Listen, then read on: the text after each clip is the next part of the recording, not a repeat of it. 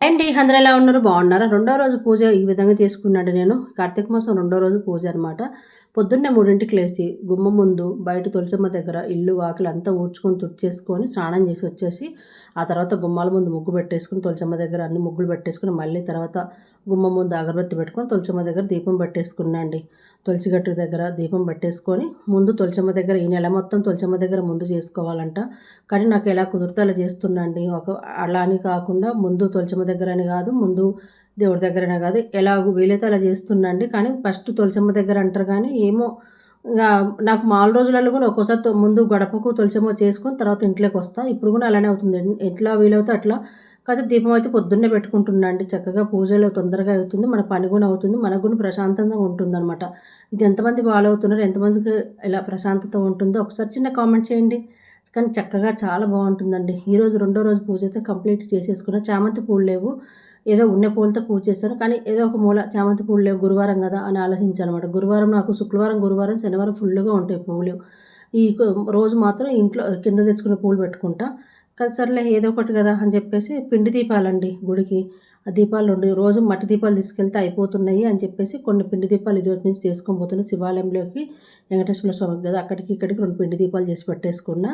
గుడికి వేసి వచ్చిన తర్వాత జామాకు కషాయం ఈరోజు. ఏందంటే మా కింద ఒక ఆవిడ రోజు తెచ్చుకుంటుంది. ఎందుకో నేను అనుకున్నా.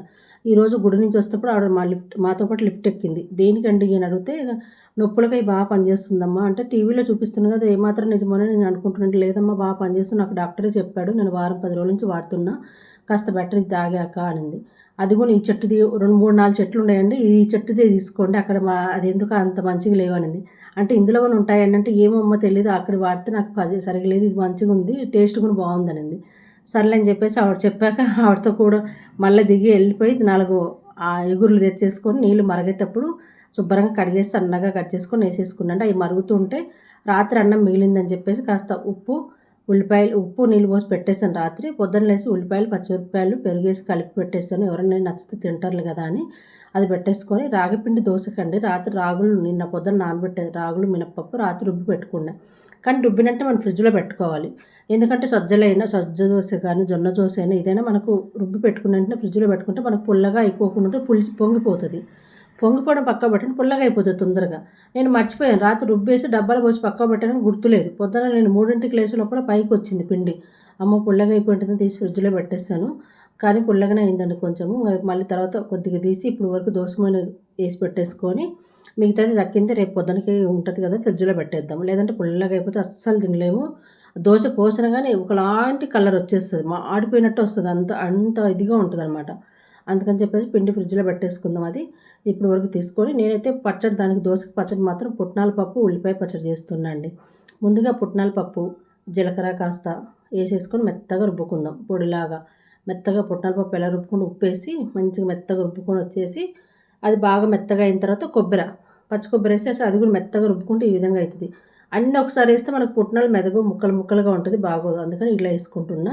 ఇప్పుడు తగినంత కారం ఏసుకొని, ఉల్లిపాయలు కూడా ఏసేసుకొని కాస్త వాటర్ ఏసుకొని ఒక్క రౌండ్ తిప్పితే ముక్కలు ముక్కలుగా అవుతదండి పచ్చడి. నేనైతే ముక్కలు ముక్కలుగానే రుబ్బుతున్నా. నచ్చిన వాళ్ళు అంటే ఉల్లిపాయ ఇష్టంగా తినేవాళ్ళు ఇలా ముక్కలుగా తిప్పుకుంటే మనకు తినేటప్పుడు దోసలో బాగా మంచిగా అనిపిస్తది. కరకరలాడుతుంది. మా వారికి చాలా ఇష్టము. నాకు కూడా ఇష్టమేనండి ఉల్లిపాయలు అలా ఉంటే. అందుకని అలా ముక్కలు బాగా పట్టేసుకున్నా మెత్తగా పట్టకుండా. చట్నీ అయితే రెడీ అయిపోయింది. ఒకవైపు కషాయం దగ్గరికొచ్చేసింది. బాగా ఇనికిపోతుంది కదా వాటర్. ఇప్పుడు స్టవ్ కట్టేసుకొని కషాయం పోద్దాము. మా అబ్బాయికి ముందు నాకు దోసలేసి నేను వెళ్ళిపోవాలి లేట్ అవుతుంది అన్నాడు. సర్లే అని చెప్పేసి వాడికి దోసలేస్తున్నా.